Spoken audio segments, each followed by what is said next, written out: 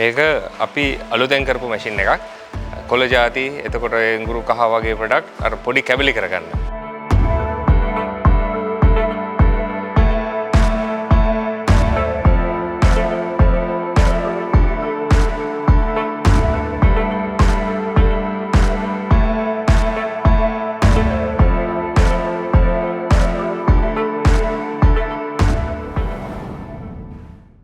මේක අපි අලුතෙන් කරපු මැෂින් එකක්.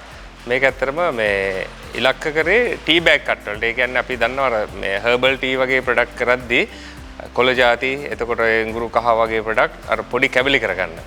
තමයි මේ මැෂින් එක ටාගට් කරේ. ඒකත් ගොඩක් අර අපි දන්නවා ගොඩක් සුළු පරිමාණයෙන් ගෘහස්ත වගේ ටී බෑග් හර්බල් ටී වගේ ප්‍රොඩක්ට්ස් කරන ගොඩක් පාරිභෝගිකයෝ ඉන්නවා.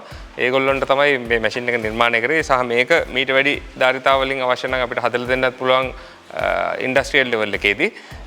මේක සාමාන්‍යයෙන් පාවිච්චි කරන්න පුළුවන් ඔය අපි කොළ වර්ග, වියලි කොළ වර්ග. ඒ කියන්නේ ගත්තොත් එහෙම මුරුංගා, කරපිංචා, ඒ වගේ කොළ වර්ග. පොඩි මිලිමීටර් එකේ දෙකේ පොඩි පොඩි කෑලි කඩා ගන්න පාවිච්චි කරන්න පුළුවන්.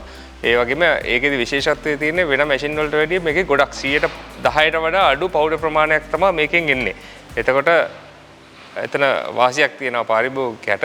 ඒ වගේම ගම්මිරිස් කැබලි කරන්න ක්‍රෂ් පෙපර් නිෂ්පාදනයේදී තියෙන ලොකුම ප්‍රශ්නයක් තමයි 130-40ක් වගේ පවුඩර් එන්නේ. සාමාන්‍ය බෙන්මිල් වගේ මැෂින් වල පාවිච්චි කරද්දී. නමුත් මේකෙන් 5%ක වගේ ප්‍රමාණයක් තමයි පවුඩර් එන්නේ. ඒ වගේම ගම්මිරි සඳහා නම් මේක මේ පවුඩර් සඳහා පාවිච්චි කරන්නත් පුළුවන්. එහෙම යන්ත්‍රයක් මේකේ උපරිම කැපැසිටි එක පැයට කිලෝ 10ක් 15ක් වගේ දක්වා නිෂ්පාදනය යනවා යන්න පුළුවන්. කොළ වර්ග වල නම් එච්චර ධාරිතාවයක් බෑ.